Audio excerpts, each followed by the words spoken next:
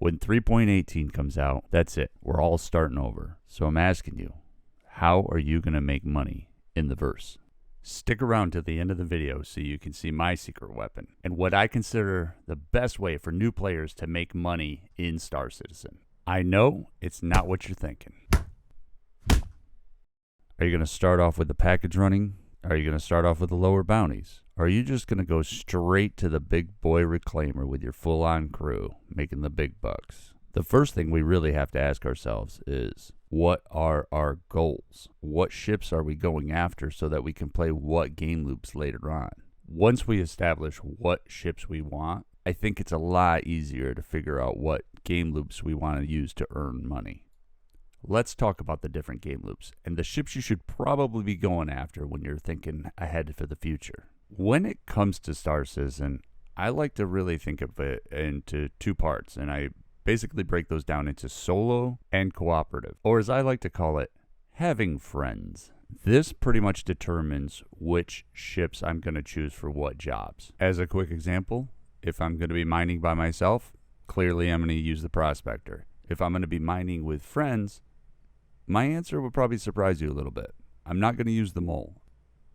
A decent way to make money early game is package running. It's a great way to make money solo, and it's really easy to get into. Just start picking up missions. You really don't have to upgrade your ship a lot, and you can use one of the starter ships as long as you have like a couple SCUs of space. Now, I like to do my package running in the Crusader system. I can't remember the name of the family, but really right off the bat, you can get some pretty decent money doing it, and you can easily achieve this with a starter ship, like the Cutter. Or my personal favorite is the Titan Avenger for this kind of thing. Both ships have excellent quantum drives, which can get you across the system multiple times over, and huge gas tanks so you don't have to refill that often. And on top of that, it is cheap to refill, so you're actually making a profit on these kind of things. Now, if combat is more your style, there's a couple options here. You can start off with doing bunkers, which is where you have to get out of your ship, get down into a bunker, and eliminate a bunch of enemies, which is great.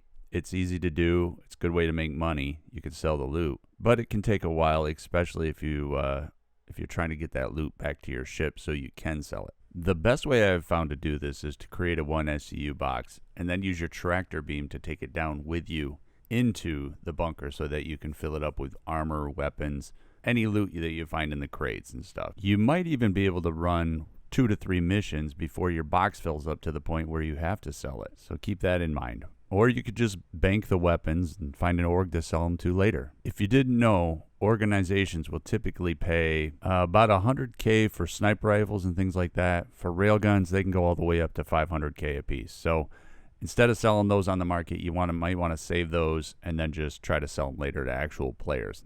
When running bunkers with friends, there are a lot of great options. The earliest one I would even consider would be the Cuddy Black. Great little ship, lots of room. Plus you have a turret on top in case you want to keep somebody outside for security while you and another friend are inside the bunker, mopping up. My personal favorite ship for this kind of deal, hands down, the Redeemer. That thing packs so much firepower that a mere mention of it on the board is enough to scare most pirates away. If you put one person in that turret on top, game over. Nobody's coming to bother you. It's also got a lot of amenities like a nice little kitchen. It lacks any type of medical facilities, but it more than makes up with it in firepower as far as I'm concerned. Now, another option on the combat side of things is bounty hunting. Now, this doesn't necessarily mean you have to go toe-to-toe with players who are much higher skill level in flying than you or have better ships. No, you can actually pick just regular missions that are generated throughout the universe. Now, these will be less pay at first, but you'll be able to earn a higher reputation through the system and eventually earn more pay. When you're going at this solo, you can also do this with a starter ship. I highly recommend the Titan for this. Not sure the Cutter is gonna,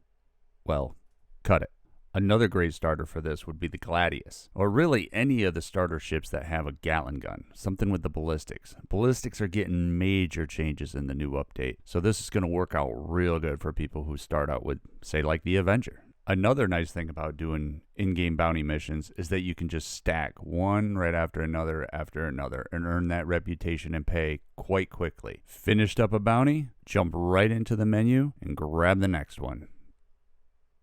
Now, you might not get as much for return because you have to rearm your ship, especially if you're expending a lot of missiles, but it's worth it in the end. I actually think this is an important thing to point out on these kind of missions. Your budget. A great solo ship for doing these kind of things, especially, well, really only late game bounty hunting missions, is the Eclipse. The Eclipse is a one-shot kill for anything in the game at this point except for the Idris. What makes it great also makes it expensive to operate. You're basically talking about 10 grand per torpedo to get those kills. You start stacking those up and you're not making a return on it, you're just losing money. If you're going to be running a crew in bounty missions, a great early ship is the Cuddy Black. You got that turret on top, and with a decent pilot keep you on target, you'll wreck a lot of people. However, it pales in comparison to the Hurricane. The Hurricane is the murderer of all bounties when you have a crew. All you need is 2 people, and you just put one in that turret and light everything up and everybody up. It's great. If you got 3 or more people, then you jump up into Redeemer territory. Again, the Redeemer with a full crew, not much can handle it, to include the Hammerhead. Now, Hammerheads are great and all, but the biggest problem with the Hammerhead is not buying it. It's finding the crew to go out with you and crew it. At this point, you're probably wondering about just running pure logistics. Bad news for you. I don't really think running logistics is going to be worth it right off the bat in 3.18. Logistics is funny that in a sense you need big capital to put up in your ship to buy the goods. And then you're only going to make a percentage back when you go and sell that. Now that can equal to be big money if you have a big ship. Something like the Caterpillar or the C2. But first starting out, you're going to find it really frustrating to try to turn a profit in your Titan, or even worse, your Cutter. Now, before we talk about what I like to consider the pure money-making ships, or what will be the biggest money-making profit game loops, if you made it this far in the video, please consider subscribing and liking the video. For pure profit, nothing really beats mining right now, and I don't see this changing. And of course, if you're going to be mining solo, you got to get the Prospector. The Rock is an option, and it is nice and cheap. However, I find that it's a little cumbersome if you're flying it around. You got to land your ship, pull it out of the back, do the mining, and just doing this over and over and over again, it's kind of inefficient compared to the Prospector, where you could just fly out, find some quantuminium, mine it, rush right back to the refinery, drop it off, and just repeat.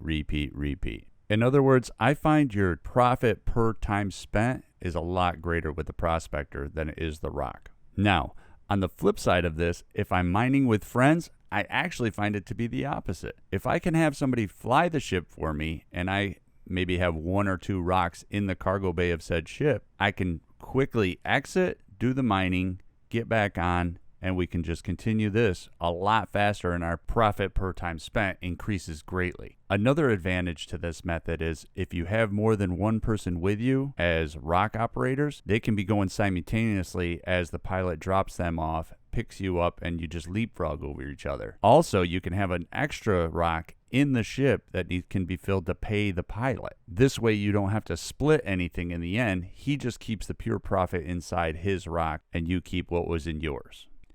Now, my big plan for making big bucks in 3.18, you probably guessed it, it's the Reclaimer. So far this is an unproven game loop, and I'm really curious to see where it goes. I hope we get some information coming out of the PTU real soon. As for soloing this, I skipped right over it right off the bat. Typically hand doing anything isn't going to bring in major profit. And I haven't seen the Vulture in operation yet. In fact, the only time I did see the Vulture at IAE, I got glitched in it and had to restart the game. So, in my eyes, this really only leaves the Reclaimer. Of course, the Reclaimer has a couple downfalls. First off, it needs a crew. Now, finding a crew for these kind of things is not easy. A lot of people want to do their own thing, and I get it. But I really think the future of Star Citizen is in finding a crew, or being able to pay people like for their services and working for you like you would in real life. And just going on a little bit of a tangent here, I really hope that organizations and corporations and things that we can create in-game later on allow us to lease or rent out or loan our vehicles to employees so that they can use them and make money, and then we get a profit on the backside or something like that. Secondly, regarding the Reclaimer, she's a beast. She's big, she's heavy, and she handles like straight trash in atmosphere. So, I think this is going to open up a lot of opportunity for other things, like going out on bounty missions following another organization or some friends or something. Guys who load up in a Redeemer, Hammerhead, go out and wipe out, say, an Idris. If you can partner up with them, get your crew out there to strip down the Idrises or the Hammerheads, potential for a lot of money making. Of course, you could always just pull out your own ships and break them down, but that feels a lot like, well, cheating to me. And it's not really in the spirit of what that is supposed to be used for. Will I do it? Probably. I think that I'll try it out just to see how the vehicle functions and how much money I can make per SCU. There's going to be a little testing involved at first, and I'm curious to see how that works out. Of course, I'm curious for a lot of things in this game. Like, for instance, I wonder if there are any new players who get into the game who would be interested even crewing something like the Reclaimer. I mean, I know that there will be a lot of guys out there looking for crew, but I don't see a lot of takers. What are your thoughts on that? To me, if there's potential to make a lot of money early on, I don't know why anybody wouldn't take it. It seems like the Reclaimer might be worth it because of the high cargo space it has and the ability to carry a lot. You're going to get a bigger cut when the mission's over.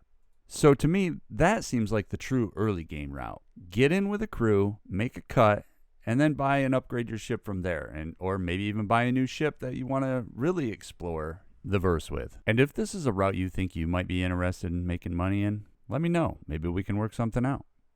So there you have it. 318 and my plan. Granted, this is just a plan. I'm sure you have your own. And if you want, tell me all about it in the comments below. Let's talk about it. And hey, thanks for watching. And again, please consider subscribing. It helps me out, and I'm trying to make this channel grow. Not only that, I'm trying to build a community. People with similar interest and love for these kind of games, and that we can grow and learn from each other. Thanks again, and have a good day.